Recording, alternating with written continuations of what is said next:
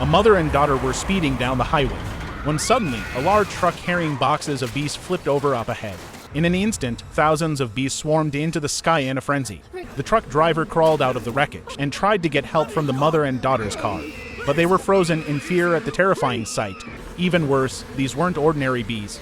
They were highly aggressive killer bees. The mother and daughter were trapped in their car, completely surrounded by furious bees. With no choice, she dialed 911.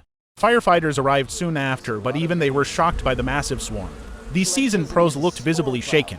They first tried using CO spray to drive the bees away, but it didn't work at all. The captain ordered high-pressure water to be used, but the intake vent had also been completely blocked. Out of options, he called for a foam fire truck, but the soonest it could arrive was 20 minutes. Meanwhile, a few bees had already made it into the car. The dispatcher told them to stay still, but one bee crawled across the little girl's cheek, heading straight for her eye. Terrified, the girl slapped and killed it, but got stung in the process. Things took a critical turn. She was allergic and went into anaphylactic shock. Her mom quickly injected her thigh with epinephrine, and the girl started breathing again. But then the mom got stung too, and they were out of epinephrine. The girl could only watch helplessly as her mother began to struggle and suffer. Outside, the firefighters realized how dire the situation had become. They fought desperately to drive off the bees around the car. At the same time, paramedics had loaded the second truck driver into an ambulance. He had bee stings all over his body, even one crawling out of his mouth.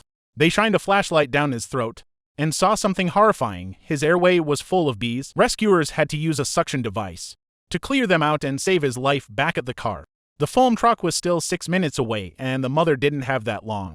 Then, one firefighter had a bold idea: use a car engine to create smoke and blow it in using a powerful fan. Within seconds, the smoke began driving the bees away.